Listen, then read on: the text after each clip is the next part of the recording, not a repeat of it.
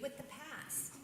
I am your host, Darlene Sawyer, and it is my pleasure to welcome two special guests, one who has traveled a great distance in time, if you can imagine that, the other a local church member and great niece of our well-traveled first guest.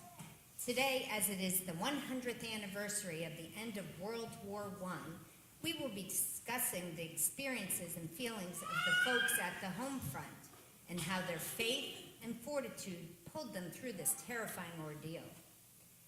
So, let me introduce to you our first guest, a lifelong resident of South Royalston, and brought to us through the means of transport that are just beyond celestial, Miss Fannie Mae Adams Brown.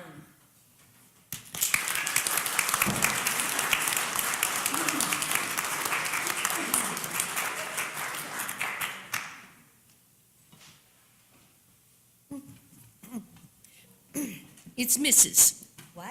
Mrs. It's Mrs. Fannie Mae Brown. Mrs. Fannie Mae Adams Brown. I wouldn't want the neighbors to think otherwise. Of course, pardon for the glitch. Mrs. Brown. Yes, thank you. Fannie, welcome. Yeah. What is that big television? I've never seen anything like that. We didn't have anything like that on the farm. Well, nothing until the 1950s, when they started getting popular. And my picture is up there. How did you do that? The picture comes out of a computer, and we're getting off this subject. Fannie, we were hoping that you could tell us a little bit about your family and the life during the Great War. Well, yes. What would you like to know? First, who is this distinguished-looking man on the screen? That is my grandfather, Thomas D. Adams. Wonderful man. My brother was named after him, Thomas Archer Adams, as well as his son and his grandson. And who is this little one? And that's my sister, Jenny. And how many siblings did you have? Well, there were 5 of us, myself, my sister Jenny, along with 3 brothers, Thomas, George, and Richard. Why, there's Thomas on the big whatever there, yeah. But when the boys were young, Mother passed away and left me to take care of them, and Jenny helped a great deal. How did that make you feel? I didn't have time to feel. I just did what I had to do. Father knew it was getting to be a bit much to handle all those boys, so the Cudworth family adopted Richard. You must have missed him. Well, we stayed in touch and we remained close over the years. The Cudworths were a very good Christian family. Oh, my, who is that? Oh, that's Uncle Frank and Father Orlando. They were silly in the younger days. They were professional photographers in the late 1800s and did a little experimenting with their pictures. I see. I'm glad they didn't do my wedding. But on a more serious note, what did you learn from World War I, being that communication wasn't as sophisticated as it is in current times? Well, I would go to Royalston proper, to the general store, and to the post office, and hear of local happenings. I vaguely remember the news in 1914 when the boys were quite young. An archduke and his pregnant wife were assassinated by a Serbian. Yes, that would be the Archduke Franz Ferdinand of Austria, which was the beginning of the Great War, World War I, as we know it today. And the Central Powers of Britain, France, Ireland, and Russia declared war on Germany and Hungary. Yes, that war seemed very far away. And how did your family react to the events across the ocean? Well, we went about our lives getting bits of news from local farmers and on Sunday when we attended church, but I never forgot that terrible day, April 6th, 1917, the day our country entered that horrific war. As history has written, after Germany had announced the resumption of unrestricted warfare in the war zone waters, the U.S. broke diplomatic relations with Germany, which provoked the sinking of the U.S. liner, the Housatonic, by a German U-boat. The U.S. then entered the war. Yeah, that was a very frightening time. Very, very. We had never known war like this in our lifetime, as a family or even as a community. I was frightened. I wasn't frightened for the boys because they were much too young to go to war, and father, for his age, was beyond that of the soldiers. But the other local farmers, how would they survive without their sons to help tend the farms? Your anxiety was understandable and experienced by everyone. At that time, there were not enough young men volunteering for the ranks. This was the beginning of the Selective Service Act in 1917, requiring all men between the ages of 21 and 30 to register for the war effort. Yes, a very frightening turn of events. The war was now coming to us. It changed our whole way of living, especially in food production. There was a shortage of produce and food supplies. All of us, including the boys, had to work in the fields and in the gardens. I believe this was the start of the Victory Garden, Yes. where farmers were extra diligent in the mass production of produce to help out the war effort. That's true. Also, to conserve on food, you had meatless Mondays and wheatless Wednesdays, were a real part of the American home. Yes, it felt good to do our part, especially when there were young men literally putting their lives on the line for us, their country. But specifically, the lives of women were changed to a great extent. They were taking on the roles of men, working in factories and even joining the service, the Navy to be exact, where they served stateside. There was 11,000 women who joined the armed forces during this conflict. Yes, women were necessary to keep this country going. I know several women from Royalston who would, as you say today, carpool with the horse and buggy right to Athol, just to keep our communities vital. I also hear that daylight savings time was created during 1917. Yes, it was to save energy. It was so hard to get used to. Believe me, we're still not getting used to it. We did anything we could do to help out, and we didn't complain. We were grateful for all who played a part in protecting this country and this world. There were some who complained in public. It was too much for them to work, too much sacrifice. But their complaints were met with the strong arm of the law, let me tell you. Speaking out became illegal. How dare they complain when young American men were across the ocean, dodging bullets in those wet trenches, coming home only to live a short time after being exposed to poison gas. Comparatively speaking, we had nothing to complain about. Nothing. Now, this was an expensive endeavor for the U.S. I heard much of the war was supported by the sale of $186 billion worth of war bonds. Were you part of that effort, Fanny? Yes, we were able to purchase a few bonds that helped out with the boys after the war. Do you remember the end of the war? Yes, I do. It was the 11th of November at 11 o'clock, 1918. It felt like an eternity, waiting for that day.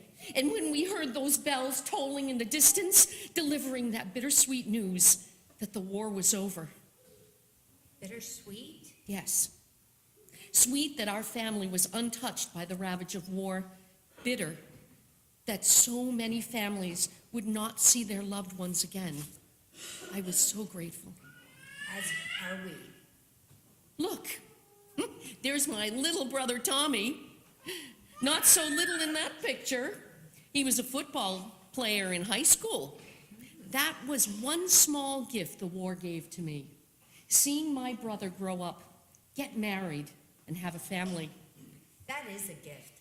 Now I understand that backstage, your brother Tommy's granddaughter, Karen Richards, or as we know her, Karen Hager, is going to say a few words about her dad's service during World War II. I thought I knew her. She looked familiar. She looks just like her mother, Dorothy May, Tommy's eldest daughter, but without the back talk. Some say Dorothy not only got my middle name, but got my quick tongue as well.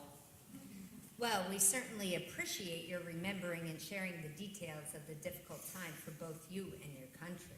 Thank you. I hope these stories of sacrifice and love will strengthen the feelings of appreciation towards the true heroes of our country, the men and women of the armed forces. Thank you.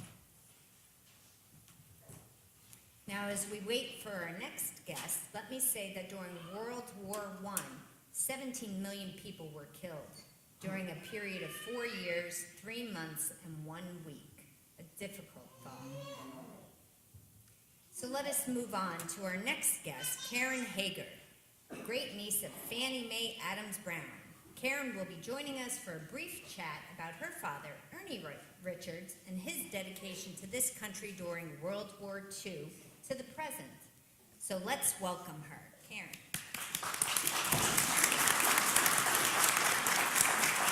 Thank you. Thank you. Welcome. How was it to see your Aunt Fanny? I have to say, I learned something new today, that my mother's middle name, May, came from my aunt's middle name, Fannie Mae. Now, I named my daughter after my mother, that being Emma May. I'm wondering if it's the name May that brings that quick tongue, or if it's genetics. Daughters, gotta love them. Absolutely. Now I see your dad up there on the screen. Yes. I think he was practicing to be a soldier, even at the age of 8. What year did he join the service? Well, he tried to join when he was 17, but his mother wouldn't sign the necessary papers for him for early enrollment. So at the age of 18, in 1942, Dad proudly joined the U.S. Army Corps. He was eager to join and serve his country and shipped to wherever he needed to be. So after taking a troop train to Texas and then California for basic training, within 6 months, he took a train back to Fort Devens, where he was processed and sent to North Africa for what was a 31-month stay away from home, never returning home during the World War II conflict. Wow, that's a long time to be away from home, not knowing when you're going to see your friends and family again. What were some of the other countries he visited during those 31 months? Well, Dad was pretty tight-lipped about his experiences during the war, but as he's gotten older, a few more bits and pieces have been revealed. I know that he was under the command of General George Patton. Dad started in North Africa, moving to Sicily, Corsica, Italy, France, Germany, and then back to France, where he served in the military police 6 months after the end of the war. And when did Ernie return home from the war? Well, he returned home. They left during the first week of November in 1945, and he and many other soldiers were on victory ships. And he got stuck in a huge storm for 3 days in the middle of the ocean, which was a little frightening. And they finally arrived stateside on November 11th, 1945, Armistice Day, to a screaming, appreciative crowd. Wow, that's an amazing story. And how old is he now? He's going to be 95 in February. And where is he today? Well, he's with his beloved VFW Post 905, performing his duties in a service commemorating the 100th anniversary of the end of World War I. If he were here today, what do you think he would say? Well, he had great respect for General Patton. So I think he would appreciate a quote of the general's: "Accept the challenges so that you may feel the exhilaration of victory." And that's how my father lives his life every day. Thank you, Karen, and also Fanny, for sharing your thoughts and a bit of history on this Veterans Day. Before we say goodbye, I would like to read a piece of scripture I feel is pertinent to today. From Deuteronomy chapter 31, verse 6. "Be strong and courageous. Do not be afraid or terrified because of them. For the Lord your God goes with you. He will never leave you or forsake you." And that goes with my prayer to all those in the armed forces of yesterday and today, as they put their lives on the line for their country and their God. Thank you for joining us on Interview from the Past. This is Darlene Sawyer, wishing you all, especially our soldiers out there, a blessed Veterans Day. Thank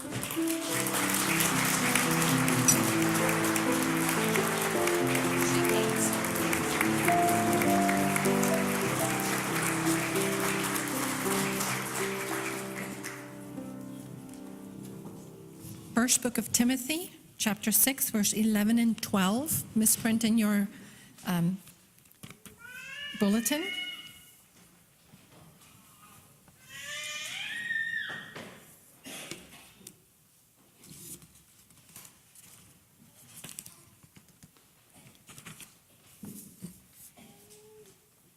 Timothy. I'm sorry, I've got the wrong. There.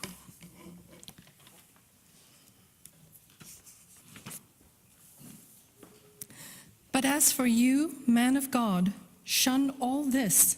Pursue righteousness, godliness, faith, love, endurance, and gentleness.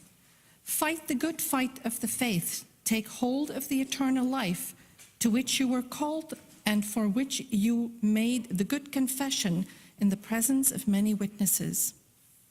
The second reading is from John, the book of John, chapter 15, verse 9 to 17. "As the Father has loved me, so I have loved you. Abide in my love. If you keep my commandments, you will abide in my love, just as I have kept my Father's commandments and abide in his love. I have said these things to you so that my joy may be in you and that your joy may be complete. This is my commandment, that you love one another as I have loved you. No one has greater love than this, to lay down one's life for one's friends. You are my friends if you do what I command you. I do not call you servants any longer, because the servant does not know what the master is doing. But I have called you friends, because I have made known to you everything that I have heard from my Father. You did not choose me, but I chose you, and I appointed you to go and bear fruit that will last, so that the Father will give you whatever you ask him in my name. I'm giving you these commands so that you may love one another." Good morning. Thanks, everyone, for having me. I'm Janine Germain, and I spent 25 years as a military spouse, and he's been retired about 6 years now. I want to thank all the veterans, if there are any in the audience, and especially the family members. I know that it's Veterans Day, and I'm very humbled to be invited. I'm not the veteran, but I do feel like the families serve. And I think it will help the community and the nation if the communities understand the veteran and the families better. It's not been an easy road. As a family of veterans, we struggle. The press paints happy pictures of the family waving flags and happy homecomings, but in reality, it's That's a few minutes of joy in what is not a very happy time. They don't show you the real life, the gritty truth behind how difficult homecomings are, how hard the military life is, and what it takes to survive it. So I'll give you a little bit of background on me. I got married at 18. We eloped. At 20, I was pregnant with our first baby, and Desert Storm kicked off, and he had to go. So he came home when she was 3 months old, and that was just the beginning of a long 25 years of separation. Back in the day, as they were showing, we didn't have cell phones. I didn't even have long distance. I couldn't even call up my mom and say, hey, I'm lonely. I went weeks without speaking to an adult. I just had a 1-year-old and a 2-year-old to talk to. Didn't know my neighbors, didn't have any friends, very lonely. It's not like he could check in and tell me where he was or send me a message on Instagram. We didn't have that, not until later in his career. So I'm not talking up here for sympathy. I liked my life, and I was happy to be part of something bigger. But I have been told that military spouses can come off as whiny when we tell our stories, and I really don't want that. I just want people to understand the family better and the veteran better. I feel like the whole family unit serves, and the whole family is affected, and sometimes traumatically. The community has an obligation to our veterans and the families. When you send your sons and daughters off to war, there's an obligation to support them and their families later, and they really do need it. The family can be as traumatized as the veteran, and so most of the things I'm talking about right now, the ways that a family could be traumatized, comes from real experiences that we've had in our family. So what are the different ways a spouse or a family member could be traumatized? Our fear and anxiety. We have long separations, loneliness, depression, divorce, constant worry about severe physical and mental injury of your loved one, constant worrying about death and war, uncertainty of life, your living arrangements, your schools, your jobs, your friends, they change all the time. You might live with someone with an injury. You might live with someone with PTSD. Your kids have separation anxiety. They have injuries also. They have constant fear. We worry about death. We worry about the death of our loved one. We might even experience the actual death of our loved one. We experience the death of our best friends' loved ones. The kids experience the death of their friends' dads or moms. The fear bleeds over into constant thinking about death sometimes. We worry about it excessively. We plan our life in case of the death. Sometimes I'd stay awake at night planning his funeral. Sounds really morbid, but maybe it's a way that I was trying to control something that was out of my control in life. Spouses have guilt, just like veterans have guilt. Sometimes it does not make sense. We have guilt that our husbands got to come home while others didn't. We have guilt that we're still married and happy while the pain and separation and war took its toll on other families. We think that we could have been better friends to people who later lost loved ones, or maybe we weren't supportive enough. Maybe we weren't there enough, but we were trying to hold our lives together the best way that we could. Sometimes we have anger and resentment at our military loved ones. We resent the fact that they're out somewhere doing whatever, and we're stuck home with kids and not a lot of support. We get mad at Uncle Sam. We get mad at life. And these resentments, they build up. Being separated is a huge deal. My husband did 6 combat tours, and he also was in every major conflict from the late 80s to 2012 when he retired, things such as Haiti, Bosnia, and many war-torn countries in Africa. And then he was gone for training, and sometimes he'd be on a beeper for 6 months, and we could not take that trip to the beach. We couldn't come home to visit mom and dad.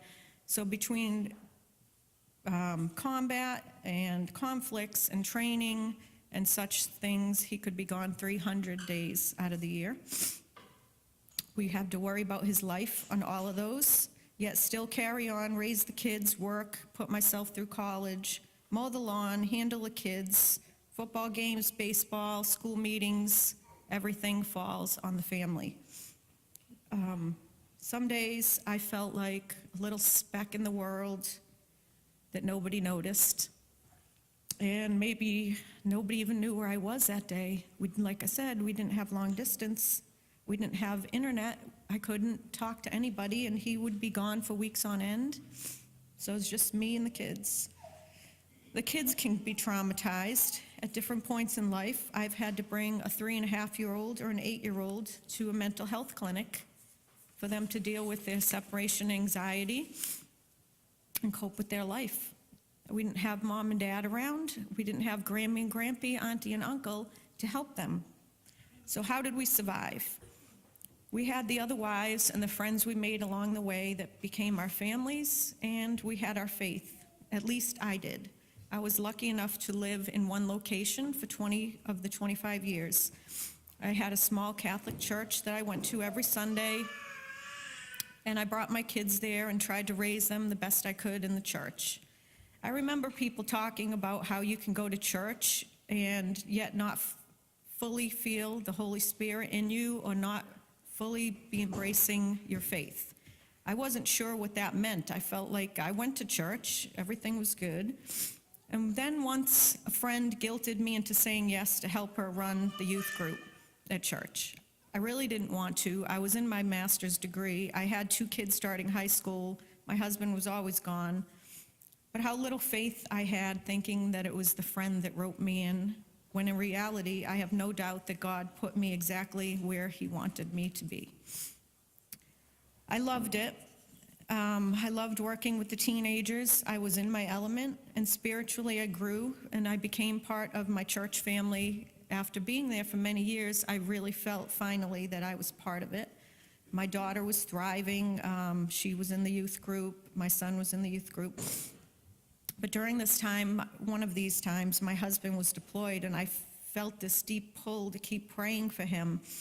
And so, and in my faith, we would light candles and petition Mother Mary for whatever it was that we felt the pressing need to pray for. So I would always light the candle at church. If I was there for a meeting at night, I would sneak out to the sanctuary, light a candle, whenever I was there, a few times a week. And I would always say the same thing: please create a safety shield around Scott, Tom, and Kevin. And of course, that deployment, there was an IED. My husband, who was usually taking point, driving the first vehicle, for whatever reason that night was not in the first vehicle. He was in the second vehicle. The first vehicle took the brunt of the IED. And those people in that vehicle are still recovering from tremendous injuries 13 years later. Shrapnel tore through my husband's vehicle, and one whizzed right by Kevin and stuck into the seat. Scott was unharmed, not even a scratch, and Tom was also unharmed in a different vehicle. And I felt that day that there was a protection of a shield around them.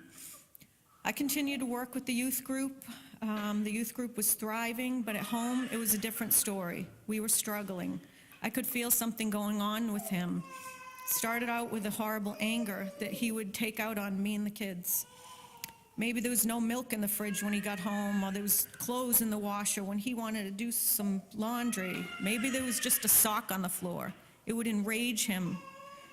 He would be yelling, spit coming out of his mouth. Then he started staying gone. His calls were less, coming home was less. He stopped asking about the kids and me.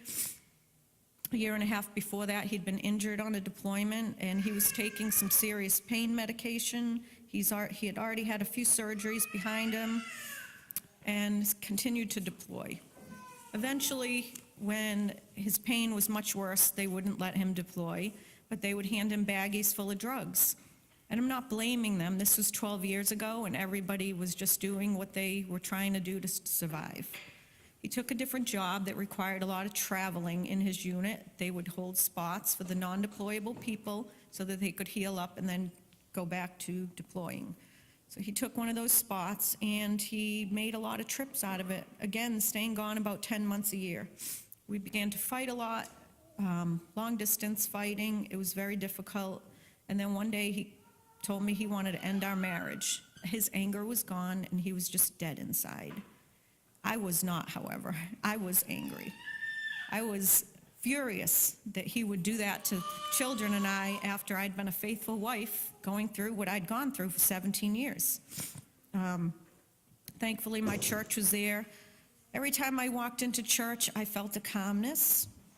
And then I would stop being so angry at him and start feeling sorry for him, because obviously he was going through something that I didn't know what. After a bit, it began to dawn on me, could he have PTSD? I became convinced that that's what it was.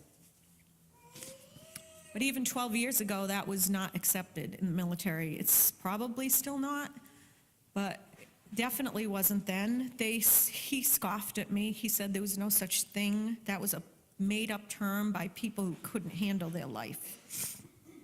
His unit said he was fine, and my family gave me some of this advice. Just leave him. He's done with being married. It's over.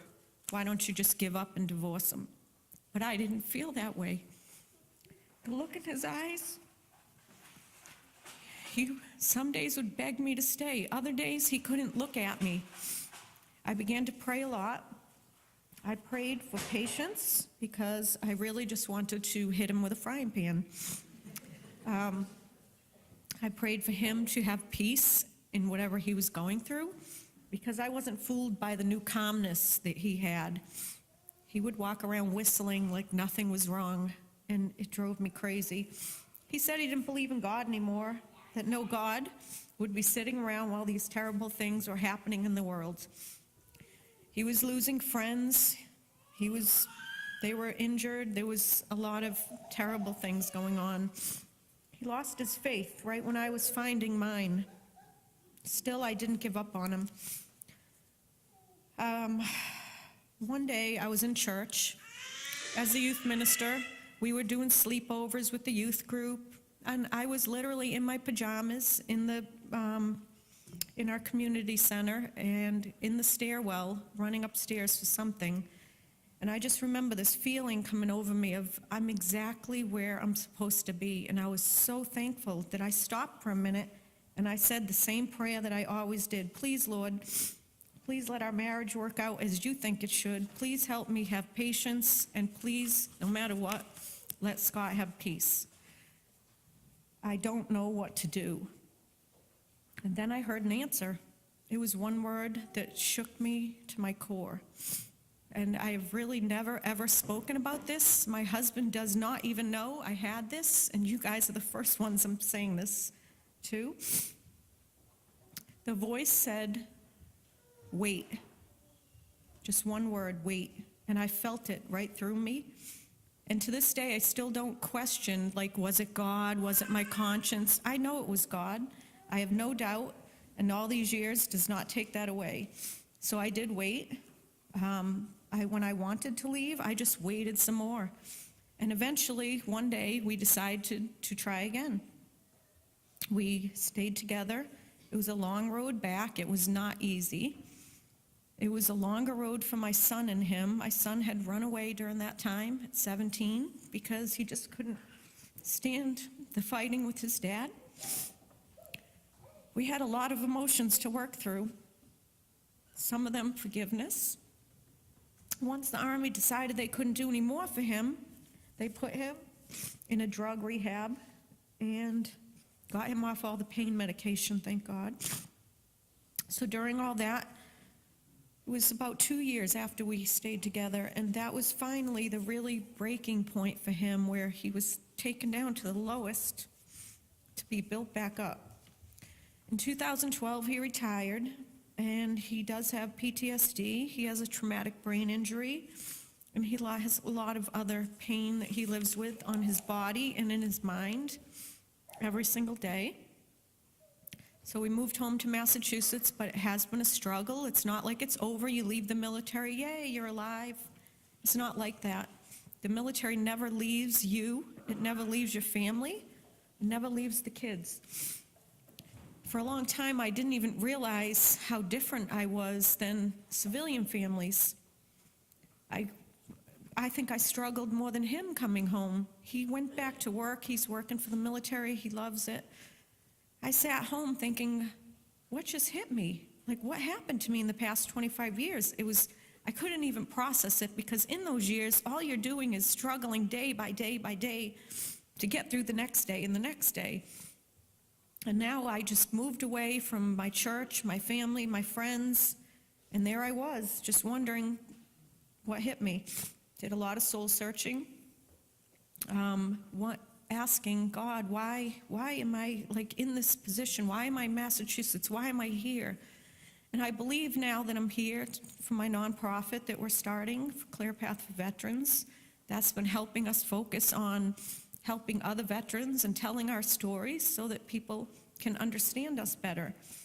And what I want people to realize is that we need friends, we need our community, we need our neighbors, we need our church. We've lived lives that are different than everybody else. We don't look at things the same. It might be hard to be our friends.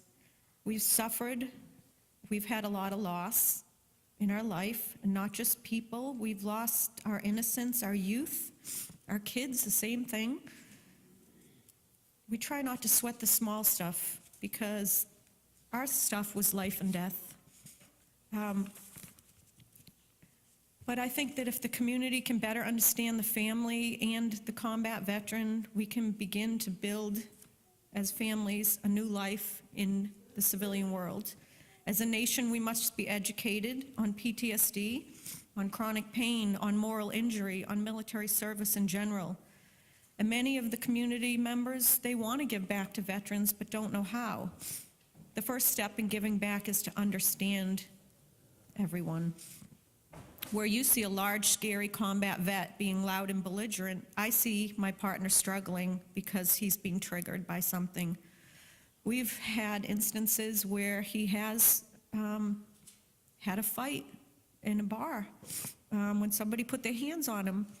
We've had friends not invite us back to their house, but they don't understand him if that's the case, because if you're going to be our friend, then you have to accept the things that might be going on with him.